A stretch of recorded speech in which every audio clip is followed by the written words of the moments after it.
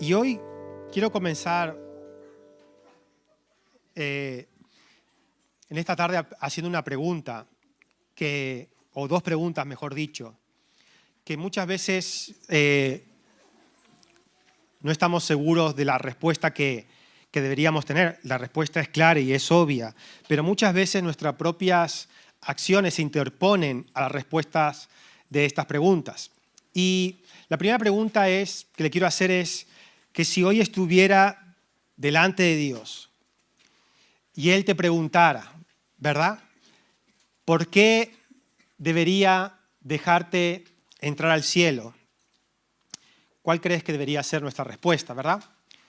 Para aquellos que llevan tiempo en la iglesia, quizás la respuesta es obvia, pero quizás para otros podría decir, bueno, me debería dejar entrar porque trato de comportarme bien, o debería dejarme entrar porque soy cristiano y voy a una iglesia, o porque en una balanza equilibrada trato de hacer más buenas obras que malas obras. Y muchas veces pensamos que lo que Dios ha hecho por nosotros trata o depende, mejor dicho, de nuestros comportamientos y nuestras acciones. Pero quiero hacerle otra pregunta. ¿Cuán suficiente es la obra que Jesús hizo por cada uno de nosotros? Y para muchos, la obra de Jesús es suficiente como para llevarnos al cielo. Para otros es suficiente como para perdonarnos y después nosotros llevar una vida ordenada. O es suficiente hasta que yo comience a caminar de acuerdo a la palabra de Dios y después todas las cosas se miran y se equilibran por ese punto. Cuánto yo hago y obedezco la Biblia. Pero yo quiero decirle esto. Ayer estaba hablando con mi mujer y ella me decía, mira lo que le he encontrado. No sé si usted conoce a un cantante muy famoso. Él es un rapero realmente, muy famoso, de los principios de los años 90. Y él es conocido por cantar música rap, pero de esta que le llaman gangsta rap, que es música que habla de violencia todo el tiempo. Él se llama Snoop Dogg. Yo creo que a lo mejor sabe quién es. Si no sabe quién es, tampoco se ha perdido mucho en el pasado, ¿verdad? Pero él es un cantante muy famoso y es muy conocido por hacer apología, por así decirlo, por defender el consumo de la marihuana y de otras drogas. Y él está todo el día fumando, ¿verdad? Él decía que tiene solamente una persona contratada que le hace los porros, ¿verdad? La marihuana. Imagínense, ¿verdad? Él está orgulloso de eso. Bueno, el tema es el siguiente, es que ayer mi mujer me muestra y dice, mira lo que he encontrado. Una declaración de Snoop Dogg que reconoce que comienza una nueva vida, que se entrega a Jesús y que se rinde a Él, ¿verdad? Y los comentarios eran lo curioso, porque los comentarios eran, entonces ahora permiten la marihuana dentro de la iglesia. ¿Alguien se cree que va a dejar la marihuana por Cristo? Y comenzaron a acusarlo de toda esa apología que él hizo, ¿verdad? Toda su vida de la marihuana. Entonces él contesta a los comentarios y él dijo esto: no me importa lo que las personas digan de mí, yo creo que en la iglesia deben estar bienvenidos los pecadores, para que tengan una nueva oportunidad de cambio, ¿verdad? Pero el ser humano es campeón de juzgar el pasado, de señalar los fallos, de señalar los errores. Si usted puede acordarse de una persona, lo más probable es que se acordara del error que tuvo más de las virtudes que puede tener. Incluso pasa sobre nosotros mismos. Muchas veces, a veces no, pero a veces pasa. Si yo le pregunto a muchos de ustedes, dígame 5 virtudes y dígame 5 defectos. Muchas veces encontramos más fácil los defectos que las virtudes. Y como creyentes, muchas veces señalamos a las personas, y en una comunidad suele pasar, ¿verdad? Que señalamos a las personas sus errores, sus fallos, y juzgamos y condenamos por cómo nos sentimos, por los comportamientos que podemos tener entre nosotros como cristianos o por los fallos que pueden tener las personas que se suponen que son cristianos. Y cuando lleguemos al cielo, si Dios tuviera que dejarnos entrar por nuestros comportamientos o por el equilibrio de buenos comportamientos y malos comportamientos en una balanza, si sale positivo los buenos comportamientos, entonces entraríamos al cielo. Si sale negativo, obviamente no iríamos al cielo, pero déjeme decirle que lo que nos lleva a Dios no son nuestros comportamientos. Ahora, ¿mi conducta es importante? Sí. Pero muchas veces mezclamos la obra de Jesús con mi conducta. Y, ¿sabe? Como pastor de la iglesia, de esta comunidad, hay un versículo que me grabé en el corazón muy fuertemente, donde el apóstol Pablo le insta a los pastores que sean pacientes con los fallos o los pecados de los creyentes, que sean pacientes. Y es curioso porque uno como pastor de iglesia, responsable de iglesia, quiere que su comunidad sea la mejor, la que menos falla, la que más ora, la que más sigue a Dios, la que más detesta el pecado y ama la santidad, los que más quieren parecerse a Jesús. Y pensamos muchas veces los pastores que es nuestra responsabilidad que usted sea perfecto, que usted no falle, que usted no se equivoque. Y a veces pensamos, ¿qué estoy haciendo mal o qué estoy predicando mal para que haya tanto pecado en la iglesia o para que haya tanta falta de conducta buena en la iglesia? Pero la Biblia nos insta, como responsable de iglesia, nos insta a ser pacientes con los defectos y las fallas que puedan tener los miembros de la iglesia. ¿Por qué? Porque somos salvos por gracia, por amor, inmerecidamente, y estamos en un proceso continuo de crecimiento y aprendizaje para reflejar a Cristo y no reflejarnos a nosotros mismos. Y eso es un proceso de tiempo, es un proceso de vida. Y muchas veces como creyentes, no entendemos que uno está en un lugar, en un proceso de su madurez y otro está en otro proceso. Sucede cuando usted tiene una familia, tiene hijos, tiene un matrimonio. Los matrimonios inclusive no siempre están en el mismo lugar. A veces están en un proceso de crecer y a veces están en un proceso ya de madurez donde han disfrutado o han experimentado un crecimiento y disfrutan de eso. De ese crecimiento. Yo, por ejemplo, lo he experimentado en mi vida. Durante muchos años tuve problemas en mi matrimonio y hoy disfruto una relación matrimonial mucho mejor que lo hice por muchos años. Una relación mucho más madura, una relación mucho más de comunicación, una relación mucho más estable que antes. Porque como creyentes o como seres humanos vivimos procesos de crecimiento y el crecimiento no lo da la edad ni el tiempo. El crecimiento interno, no hablo de crecimiento de edad biológica, sino el crecimiento personal. Y en la iglesia y en el cristianismo pasa igual. Ahora, el no mezclar mi conducta con lo que Jesús hizo es muy importante. ¿Por qué digo esto? Porque en la iglesia tenemos muchas ramas o muchas tendencias de creencias.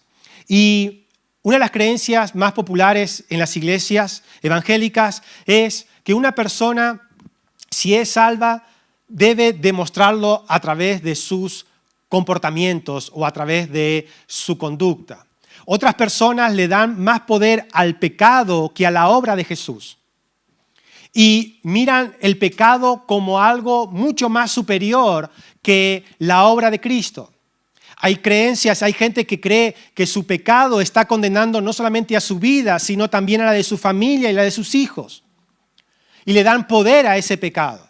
Otros le dan más poder a Satanás que a Jesús. Si yo digo que la obra de Jesús es más que suficiente o es más poderosa que cualquier otra cosa, ¿usted qué dice? Amén, ¿verdad? Pero muchas personas le dan más poder al diablo que a la obra de Jesús. Muchas personas le dan más poder a la conducta de pecado que a la obra de Jesús. Y hoy quiero poner en orden nuestras ideas, nuestras creencias de lo que Jesús hizo y cómo eso puede afectar mi vida. Es verdad que debemos crecer en frutos de conducta en nuestra vida, pero la conducta no es sino un resultado de tu relación con Dios. De la misma forma que tu resultado de relación con tu pareja es el resultado, trae como resultado tu conducta con tu pareja. Si usted tiene una relación sana, buena, creciente con su pareja, entonces ese amor será más fuerte que nunca. Y tu conducta hacia las demás personas será una conducta correcta, una conducta buena. Tu conducta hacia tu mujer será una conducta de amor y no del enemigo número 1 de mi casa. ¿Verdad? Vengan conmigo a Romanos 5, verso número 20 y verso número 21. Que yo diga que la obra de Jesús es mayor que la obra de Satanás es lo que la Biblia dice. Que yo diga que la obra de Jesús es mayor que cualquier conducta que el ser humano tenga es lo que la Biblia dice. Pero déjeme decirle que la obra de Jesús también afectará su vida. Romanos 3, verso número 23. Dice así. Y leo la Nueva Traducción Viviente. Dice, pues todos hemos pecado. Nadie puede alcanzar la meta gloriosa establecida por Dios. ¿Por qué dice eso la Biblia? Porque todos hemos pecado. ¿Qué significa esto? ¿Significa que usted es un pecador o que es un hijo de Dios? La gente que dice, no, yo soy un hijo de Dios, por lo tanto no soy un pecador. Pero después en su realidad ve que tiene fallos, que tiene conducta de pecado, que muchas veces no es íntegro en su vida, que muchas veces es egoísta, que muchas veces no camina en amor, no sabe perdonar, no es servicial, no es capaz de compartir con las demás personas. Bueno, la Biblia lo llama todo eso pecado o conducta pecaminosa. Y el problema está no en hacer cosas malas, sino entender la naturaleza caída que tenemos en este cuerpo. Naturaleza caída. ¿Qué es la naturaleza caída? La naturaleza caída es lo que está en usted y lo que está en cualquier persona que lo inclina a hacer el mal. Pastor, yo no mato, yo no asesino, yo no robo, yo no hago nada, yo no soy malo. Yo no soy malo. Bueno, al estándar civil de las leyes civiles que tenemos en sociedad, usted no es malo, ¿verdad? Si no ha robado, no va a la cárcel. Si no ha matado, no va a la cárcel. Si no ha estafado, no va a la cárcel. Visto bajo las leyes civiles de nuestra comunidad social en la que vivimos, aquí no hay ninguno con antecedentes penales, ¿verdad? No responda, no responda.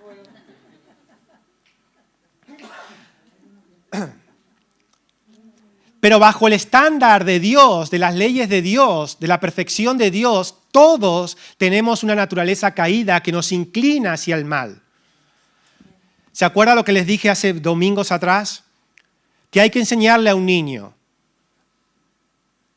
Que hay que enseñarle a un niño a que perdone o a que pegue. ¿Qué hay que enseñarle? A que perdone, porque pegar lo sabe hacer solo.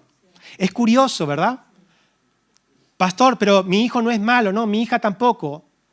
Pero tuve que enseñarle a decir la verdad y no a que mienta. ¿Por qué le tuve que enseñar a que diga la verdad? Porque encontré mentira en ella. Tranquilo que su hijo también. Esa que usted dice que es perfecto, no es perfecto. Hay algunos que dicen, mi hijo es un superdotado, ¿verdad? Y yo escuché esto en una película comedia que le decía a otro, una mujer le decía, los niños que se comen los mocos no son superdotados, ¿verdad? Esa es la realidad, ¿verdad? Queremos ver las cosas que no son como si fueran realidad, pero es verdad, ¿verdad? Tenemos que enseñarle a nuestros hijos a que no mientan. ¿Por qué? Porque solos mienten. Tenemos que decirle a nuestros hijos que compartan. ¿Por qué? Porque solos ellos aprenden a no compartir. Tenemos que enseñar a nuestros hijos a que se ayuden porque solos son egoístas. Por si alguien tiene un teléfono encendido, por favor, ya apáguelo. 1, 2, ya 3 es.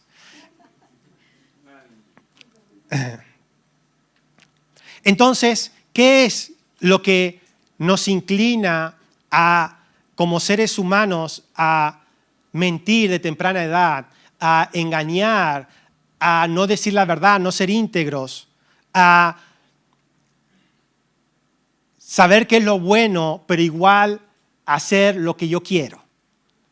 ¿Verdad? Y eso le pasa cuando empezamos a crecer, ¿verdad? Cuando somos niños nos dicen no, no, no y se acabó. Pero cuando crecemos, papá y mamá le explican esto es lo bueno, esto es lo bueno, esto es el camino, este es el camino. ¿Y ellos qué dicen? Nuestros hijos. Yo también lo hice. Sí, sí, lo sé, lo sé, lo sé. Y tenemos la teoría tan aprendida, pero cuando llega el momento, la cabra tira para el monte.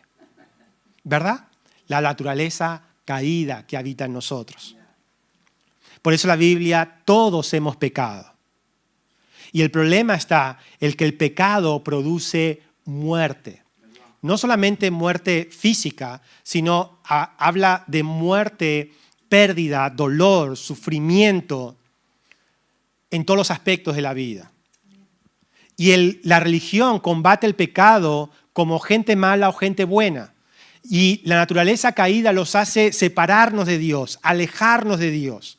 Por lo tanto, nos hace alejarnos de la vida que Dios ofrece, a muerte espiritual. Mire lo que dice Romanos 6, verso número 23. Romanos capítulo 6, verso número 23. Pues la paga que deja el pecado es la muerte. La paga que deja el pecado, que es la muerte. El pecado no te hace malo. El pecado no te hace alguien etiquetado por Dios. Lo que el pecado hace es que produce separación de la vida de Dios. Separación de Dios. Y la Biblia dice que el pecado siempre tiene una paga. Hay un dicho que se atrapa antes a un cojo, que se atrapa antes a un mentiroso que a un cojo, ¿verdad? Porque siempre se atrapa al mentiroso. Y siempre la mentira produce ¿qué? Destrucción. La naturaleza caída hace que nos inclinemos hacia el mal y nos alejemos hacia Dios. Y así es como debemos ver el pecado, no como gente mala o no como cristianos falsos o no como cristianos de doble moral, sino como víctimas de esa naturaleza caída que nos va a llevar a la perdición y hacia la muerte. Mira lo que dice Romanos 7, verso número 7. Y la Biblia nos muestra que Dios nos dejó en su palabra el camino para saber por qué somos culpables y qué necesidad tenemos de Jesús. Romanos 7:7 dice, la ley no es pecaminosa, pero fue la ley la que me mostró mi pecado. Y aquí está lo importante en nuestra vida cristiana. ¿Cuánto hay hoy de cristianos o gente que tiene una relación con Dios que no llama a lo malo malo, sino que se autoengaña aceptando lo malo como parte de su vida? No sé si me explico. Hoy tenemos muchísimas personas no simplemente cayendo en su naturaleza caída, sino que no llamando a lo malo, malo. ¿Cuántas personas hoy ponen excusas a la conducta equivocada? Lo hacen los niños, ¿verdad? Los niños dicen, no, es que yo no lo hice por eso. Es que yo no lo hice por aquello. Es que yo creía que estaba bien. Siempre buscan excusas para no llamar a lo malo, malo. Pero la Biblia dice que la ley de Dios no es para decirte que tú eres malo, sino para mostrarte que hay maldad en ti y en mí, en nuestra naturaleza caída. Y que si usted le da rienda suelta a eso, va a florecer eso en su vida. Y lo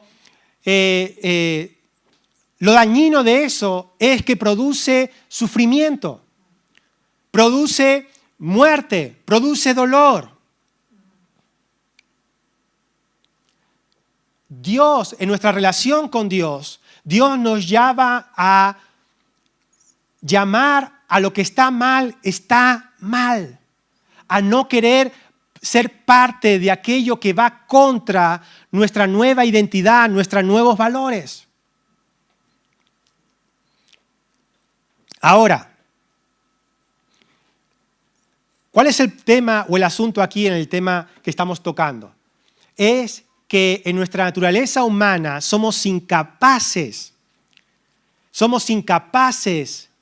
de salir de esa naturaleza caída de maldad. Miren lo que dice Isaías 64, verso número 6. Isaías 64, verso número 6.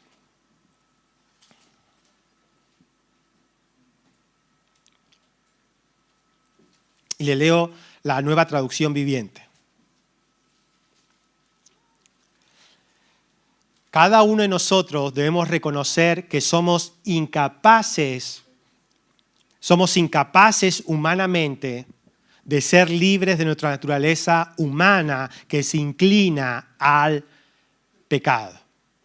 Voy a decirlo de esta forma. Si usted quiere vencer, si usted tiene un problema grave con el dulce y los chocolates, ¿verdad?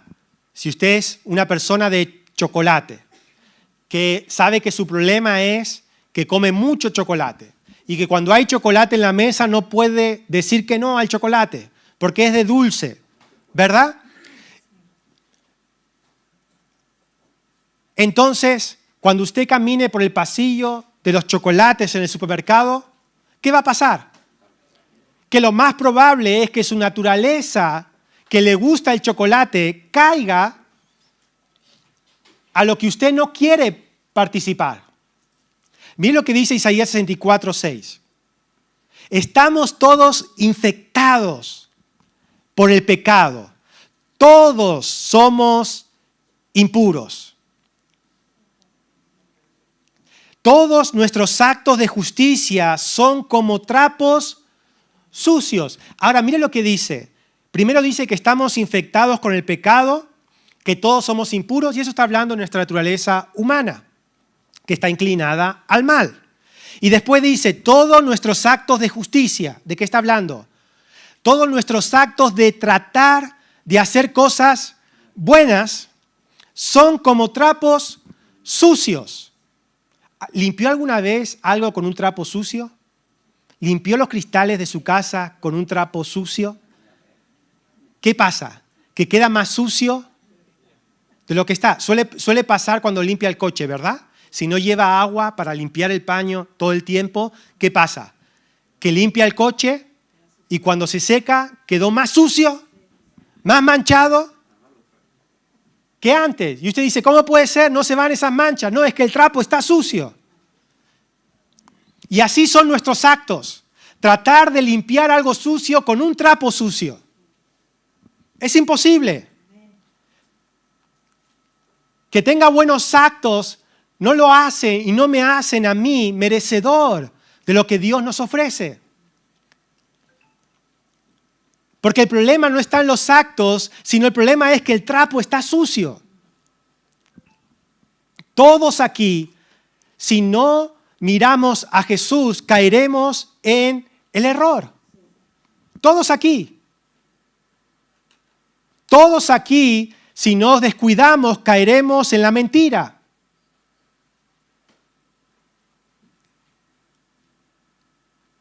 Todos aquí, si nos descuidamos, nos dejaremos llevar por los deseos pasionales de nuestro cuerpo.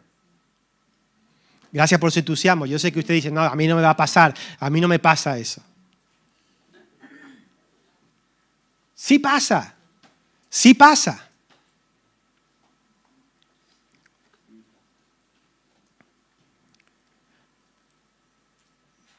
No comemos chocolate no porque no queramos chocolate.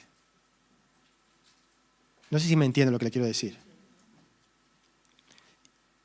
Y el ejercicio de decir no voy a comer chocolate, no voy a comer chocolate, no es suficiente, porque es como un trapo sucio, dice la Biblia. No podemos comparar lo que Jesús hizo con lo que usted y yo estamos haciendo. No lo podemos comparar. Sea honesto, desde que usted es cristiano, ¿tiene más obras buenas o menos? Más, ¿verdad? Desde que usted es cristiano, ¿qué tiene? Más obras buenas, ¿verdad? ¿Es perfecto? No es perfecto. ¿Mete la pata? Todavía mete la pata. ¿Está inclinado al mal? Sí, todavía tenemos inclinación a alejarnos de Dios.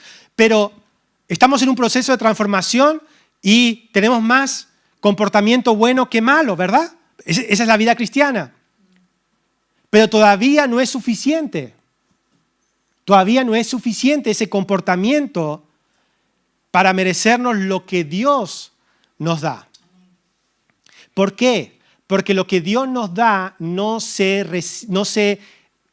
merece, no se gana, no se obtiene, sino se recibe, que es muy diferente.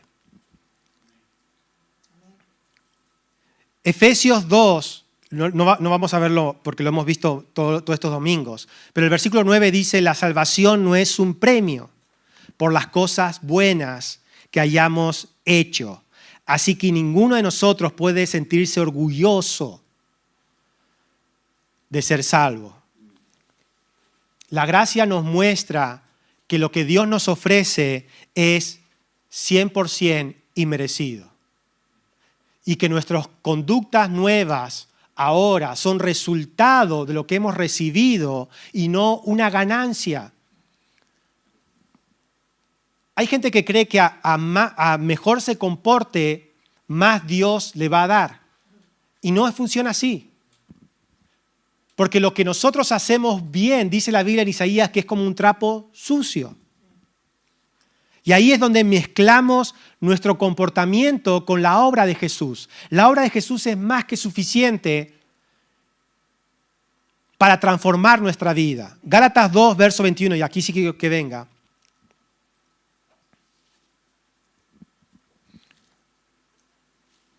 Gálatas 2, verso 21, dice así, si obedecer la ley pudiera hacernos justos ante Dios, entonces no habría sido necesario que Cristo muriera. Se lo voy a traducir para que lo entienda. Si hacer buenos actos nos pudiera hacer justos ante Dios, entonces no habría sido necesario que Cristo muriera. Pero Cristo tuvo que morir porque nuestros actos no eran suficientes. Y todavía tenemos gente, comunidades de creyentes señalando la conducta de las personas. Cuando Dios no nos llamó a señalar la conducta de nadie. Dios no nos llamó a juzgar cómo se comporta, qué hace o qué deja de hacer otra persona. Dios nos llamó a mirar la obra de Jesús para que esa obra se refleje y se manifieste en nuestra vida cada vez más. Cada vez que confiamos en nuestras obras, estamos diciendo que la obra de Jesús no es suficiente. Que no es suficiente, que requiere mi comportamiento, que requiere mi conducta. Entonces la pregunta es, ¿la gracia es más que suficiente, sí o no? La respuesta es sí. La gracia vino por medio de una persona. La gracia no es un tema de enseñanza. La gracia no es un punto. La gracia no es una doctrina. La gracia es una persona, es Jesús. Juan 1, 16, 17 dice así, de su abundancia todo hemos recibido una bendición inmerecida tras otra. Verso 17, pues la ley fue dada por medio de Moisés, pero la gracia y la verdad vino. La gracia vino. Si yo le digo a alguien, si le digo a Carlos, te doy el móvil, ¿qué le estoy diciendo? que le estoy dando algo. Y dice la Biblia que la ley fue dada como un móvil a Carlos. Pero si yo le digo a Carlos, ven, y Carlos vino, ¿qué vino? No una cosa, ¿qué vino?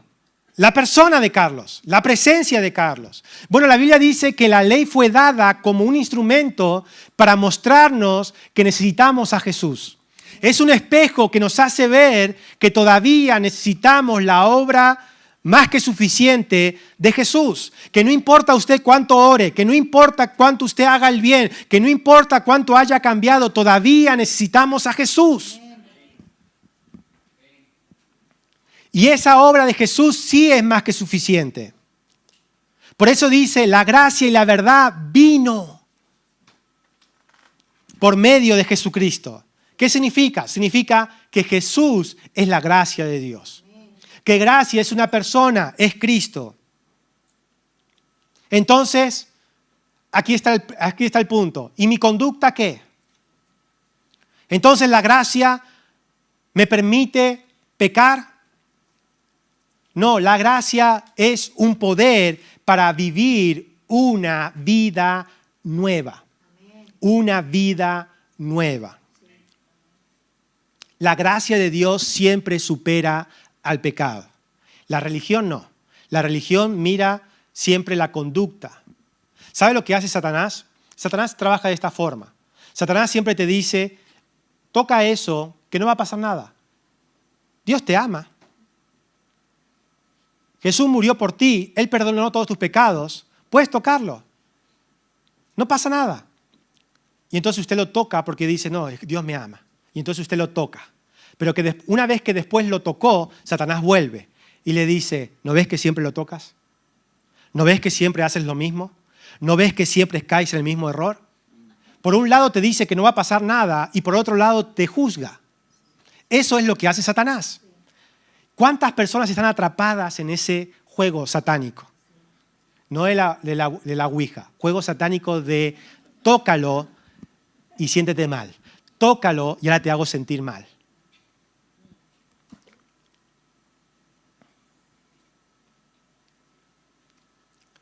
El problema que tienen las personas que están tratando de salir de alguna adicción, como el alcohol, lo que sea, es la culpa después de su intento de abandonar esa adicción cuando recaen.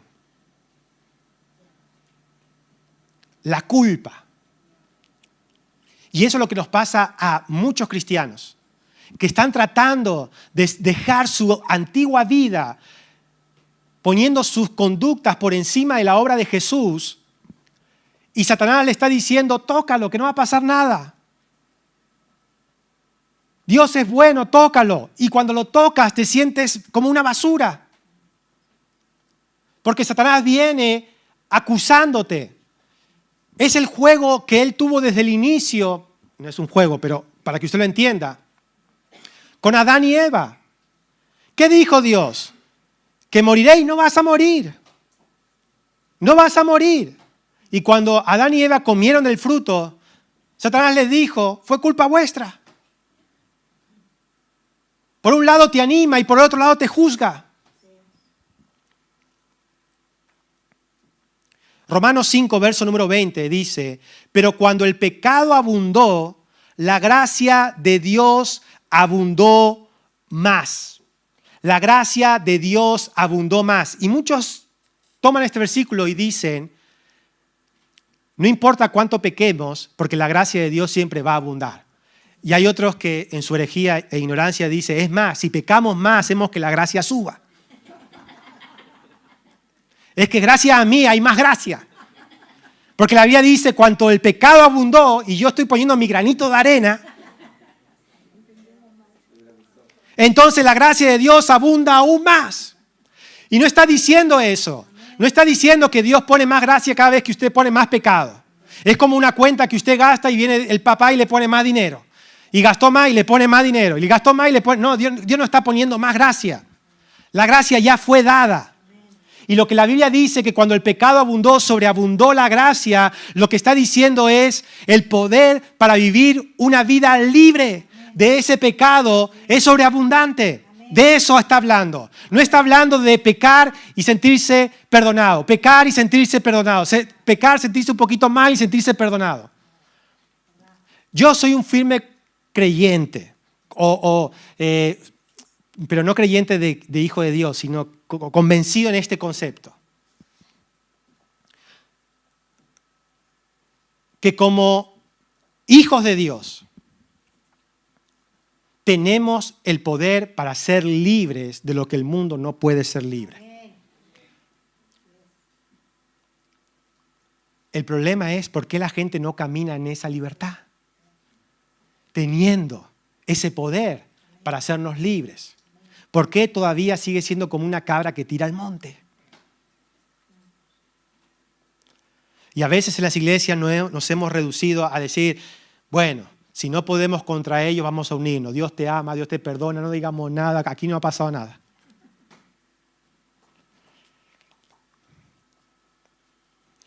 Gracia nos da lo que jamás merecimos.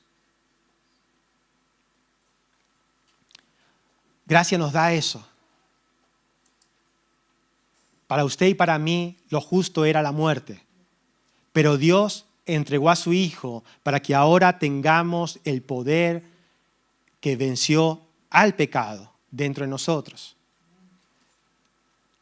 Si usted es consciente que tiene dos naturalezas dentro suyo, que hay dos realidades, una la que usted ve y otra la que no ve, su verdadero yo dentro de usted, donde está la vida de Dios, donde Dios mora, donde están los atributos de Dios, donde está el poder de la resurrección de Dios. Si usted es consciente que cuanto más mira a su realidad espiritual, más debilitará su realidad presente que usted ve. Cuanto usted más ignora quién es en Cristo, qué poder tiene y más mira el chocolate, más gana de chocolate va a tener.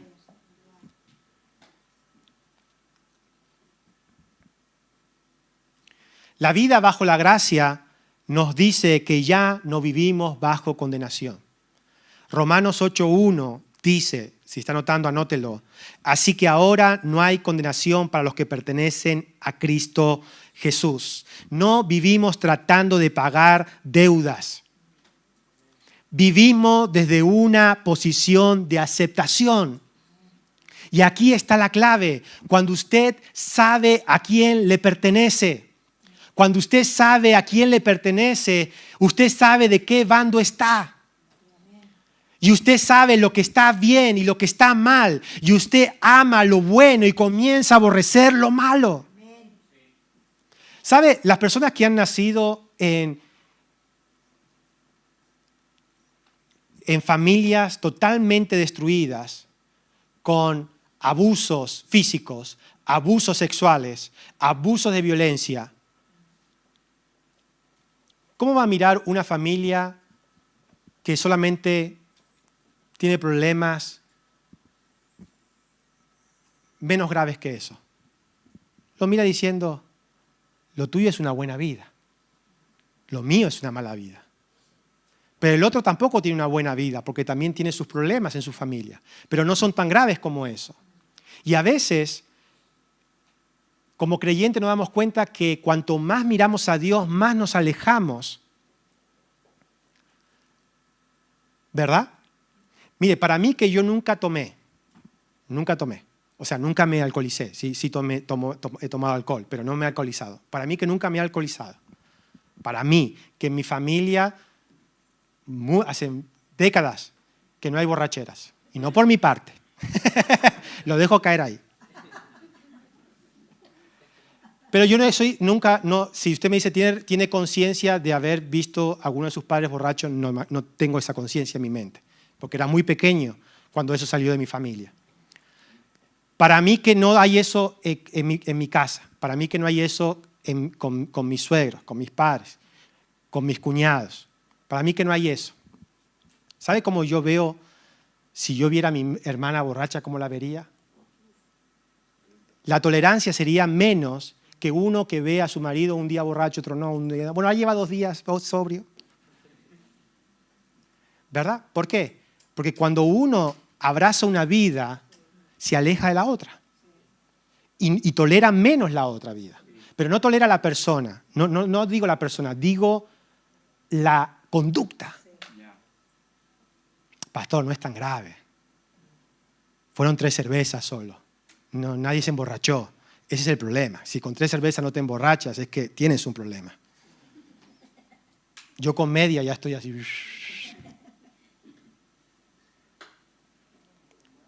No, porque usted no sabe beber, pastor. Claro, ese es el punto. Ahí hay que llegar. Pero ¿qué hacen los hombres en el bar? Venga, vete. Ay, mira qué flojo que mira, no aguanta una cerveza más. Es el ambiente, ¿verdad? Yo tengo un bar enfrente de mi casa. Y son gente buena, trabajadores autónomos que llegan allí a tomar. Y yo paso con mi perrita y yo digo, ¿qué hacen allí? Y los veo ahora que el otro día hacía viento y frío y estaban ahí con sus cigarrillos y su ¿cómo se le llama al botellín pequeño? El quinto, ahí, venga a tomar. Y yo, ¿qué hacen ahí? Y así con la chaqueta y tomando. Vete a tu casa. Es cultural, pastor. ¿Verdad? Para una persona que vivió en eso, no pasa nada. Pero cuando usted mira a Dios, cuando usted más dice a quién le pertenece, cuando usted más entiende que la gracia de Dios lo posicionó en un lugar nuevo, más usted se aleja. Pero pasa al revés. Cuanto más se junta, cuanto más mira, cuanto más toca, cuanto más pasa, más normal ve. Y más raro ve lo otro. Mire lo que... Quiero que leer esto y vamos a terminar con esto. 2 Corintios 7, verso 8 al 10. Porque aquí viene un punto. La gracia requiere arrepentimiento. Ahora, pastor, no, si la gracia ya me perdonó, ¿para qué yo debo arrepentirme? Mire lo que dice 2 Corintios 7, verso número 8 al 10. Y se lo pongo en contexto. Es el apóstol Pablo escribiéndole por segunda vez a los corintios. Y la primera carta fue para regañarlos. ¿Sabe? Los corintios eran los que más profetizaban, los que más oraban en lengua, los que más dones de discernimientos tenían. Y la Biblia dice que eran los más carnales que había.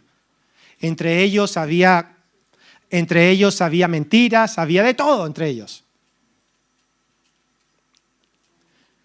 Verso 8, mira lo que dice el apóstol Pablo. No lamento, 2 Corintios 7, del 8 al 10, no lamento haberles enviado una carta tan severa.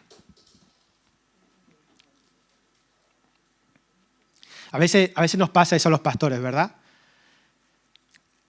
Nos reciben para las palabras de buenas, pero cuando hay un regaño no nos reciben. Es que el pastor me regañó y me castigó y me dijo esto. No lamento haberles enviado esta carta tan severa. ¿Qué hizo el apóstol Pablo? Una carta severa. No quiso quedar bien con ellos. Le dijo las cosas tal como son. Aunque al principio sí me lamenté, porque también es hombre el apóstol Pablo, porque sé que les causó dolor durante un tiempo. ¿El qué les causó dolor? Lo que les dijo. Ahora me alegro de haberla enviado la carta. No porque les haya lastimado, sino porque el dolor hizo que se arrepintieran y cambiaran de conducta. Fue la clase de tristeza que Dios quiere que su pueblo tenga. Y mire, el apóstol Pablo comienza a llamarlo ese dolor cuando alguien te corrige o cuando la palabra te corrige o Dios te corrige. Ese dolor, ¿verdad? ¿Lo han corregido alguna vez en el trabajo? ¿Verdad? Si trabaja y tiene jefe, seguro. ¿Verdad? Y usted puede hacer una cosa, decirle a mí nadie me regaña, vete a la calle, ¿verdad? Es lo que hay. Usted puede ser muy gallito, pero al final va a perder. Usted puede decir, a mí nadie me manda, me voy al trabajo, váyase y nadie lo va a extrañar.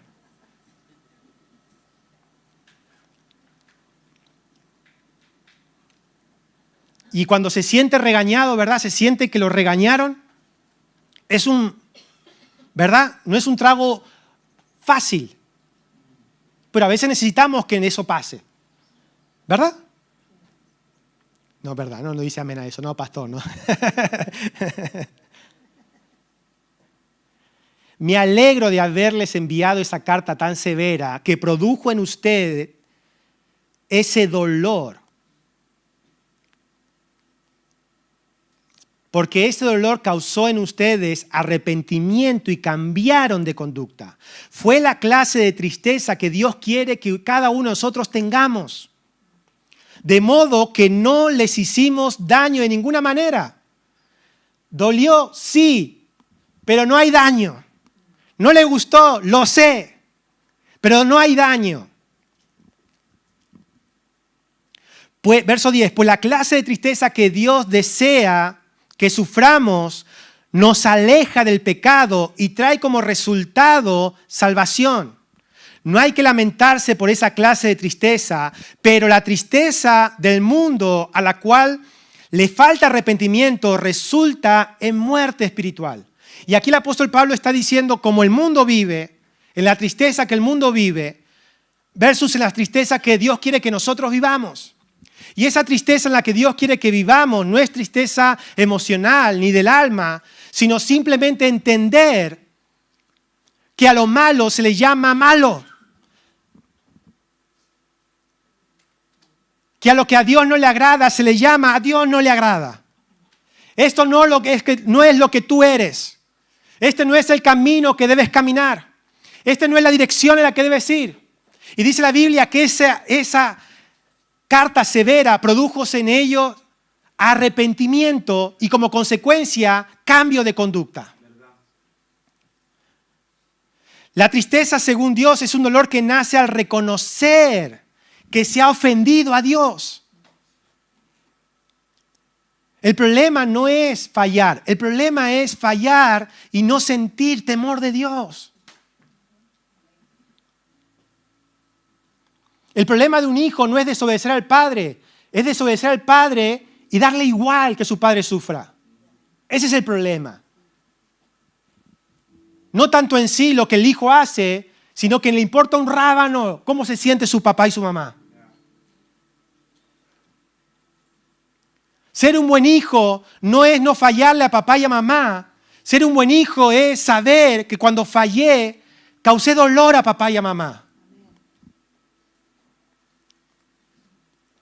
Eso es el temor de Dios. El temor de Dios no es no caminar, caminar siempre en perfección, no, porque fallamos, como un hijo que falla. Pero nunca se olvide de tener temor de Dios y de llamar a lo malo, malo. Y llamar a lo bueno, bueno. No, Dios me entiende. No, Dios ya lo sabe. Él sabe cómo yo soy. Él ya sabe que yo no quiero, pero siempre Él me acepta tal y como soy siempre. Debemos tener esa tristeza que nos lleva a arrepentirnos. Y para que entienda tristeza, temor de Dios, conciencia de que no es el camino que debemos caminar. No eche balones fuera. No sea una persona que nunca tiene la culpa de nada. Siempre sí, somos culpables.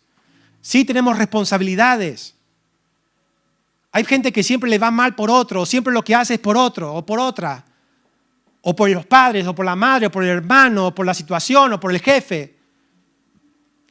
Y la responsabilidad siempre recae en otro, o en otra persona, o en otra situación. No escuche.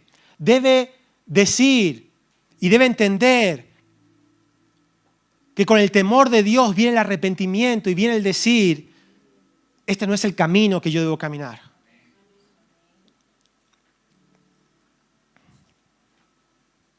Y el apóstol Pablo le habló a la iglesia de Corintio que tenía conducta.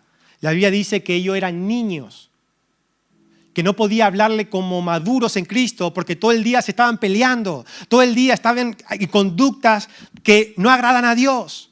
Habían celos, contiendas, pleitos, conductas inmorales en ellos. Sí, la iglesia, era la iglesia. Y el problema no era que lo estaban practicando. El problema era que no había temor de Dios. Y abrazaban la gracia como algo, como para sentirse bien y no cambiar. Pero debemos tener una vida de arrepentimiento. El arrepentimiento no es ganarse el favor de Dios. El arrepentimiento es recibir ese favor de Dios.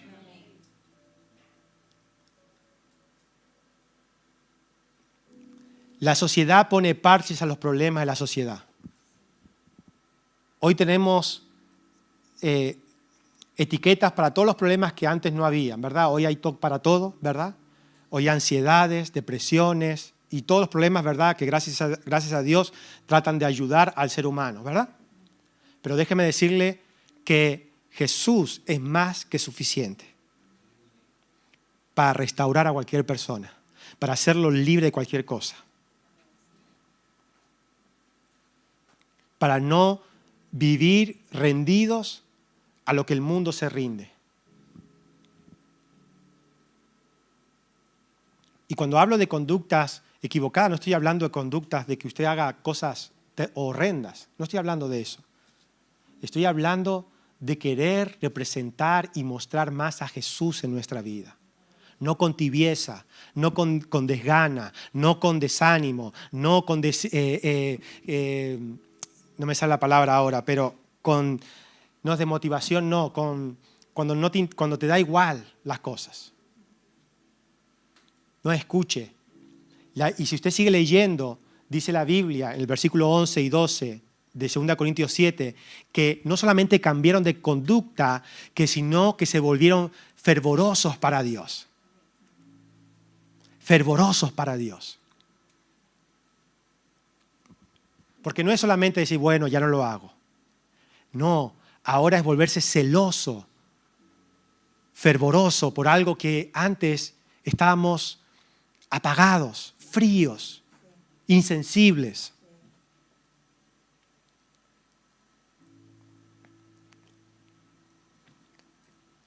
¿Qué representa para usted ser un hijo de Dios? ¿Qué representa?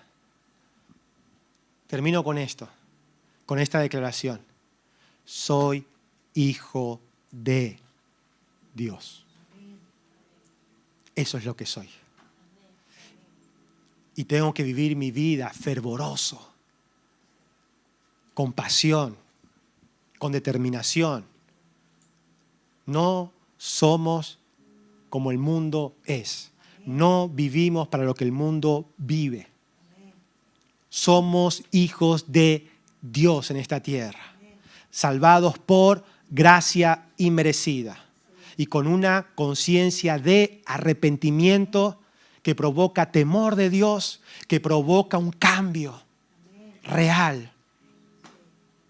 Nunca más, nunca más. No volveré a caminar el mismo camino. No voy a volver a caminar el mismo camino. No voy a ir hacia donde todo el mundo va. No me voy a golpear con lo que todo el mundo se golpea. Porque soy hijo de Dios. Ahora le pertenezco a Dios. Mi vida es de Él. Y eso debe representar algo.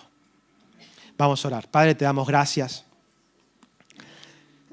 en esta tarde porque entendemos que la obra de Cristo es más que suficiente.